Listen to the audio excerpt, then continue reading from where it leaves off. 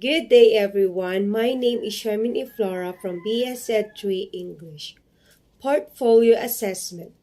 Portfolio assessment is an alternative to standard classroom tests in which a student works with teachers to assess their work. Some of characteristics of portfolio assessment: clearly defined purpose and learning targets, systematic and organized collection of student products, pre-established guidelines for what will be included, student selection of some works that will be included, student self-reflection and self-evaluation, progress documented with specific products and or evaluations, portfolio conferences between students and teachers.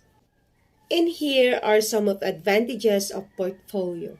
Students are actively involved in self-evaluation and self-reflection, involves collaborative assessment, ongoing process where students demonstrate performance, evaluate, revise, and produce quality work, focus on self-improvement rather than comparison with others. Students become more engaged in learning because both instruction and assessment shift from teacher control to mix of internal and external control. Products help teachers diagnose learning difficulties, clarify reasons for evaluation, and flexible. The disadvantages of portfolio assessments are scoring difficulties may lead to low reliability, teacher training needed, time consuming to develop criteria, score, and meet students. Students may not make good selections of which of material are included. Sampling of student products may lead to weak generalization. Parents find the portfolio difficult to understand. Steps in planning and implementing portfolio assessment. Determine the purpose. Identify physical structure. Determine sources of content. Determine student reflective guidelines and scoring criteria. Review with students.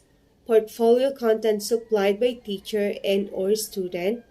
Student self-evaluation of contents. Teacher evaluation of content and student self-evaluation, student-teacher conference, and portfolios returned to students for school records.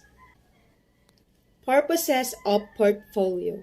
Based on specific learning targets, ideal for assessing products, skills, and reasoning targets. Examples are growth portfolios. Show growth, help develop strengths and weaknesses, track development.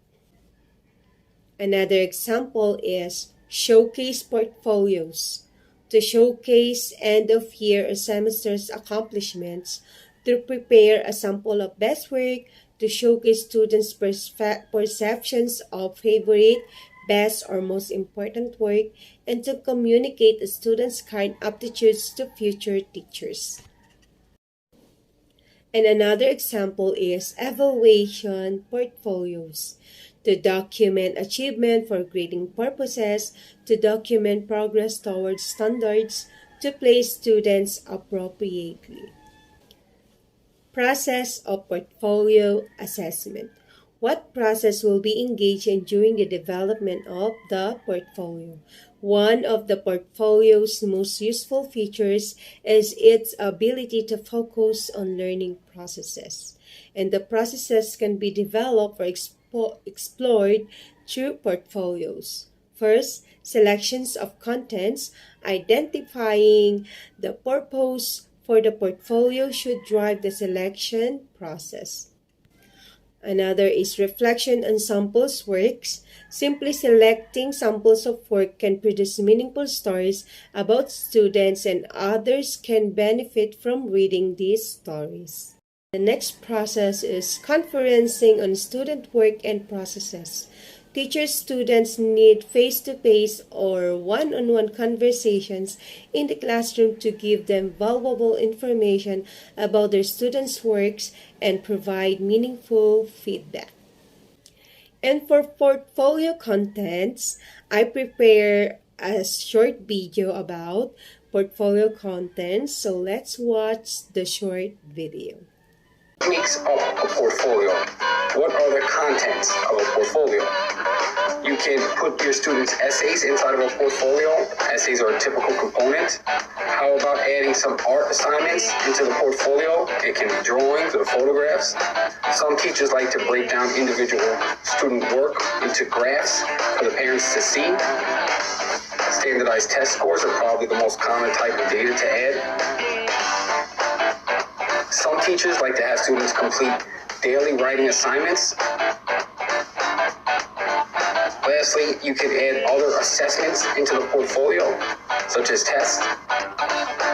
Each item should have a reflection from the student.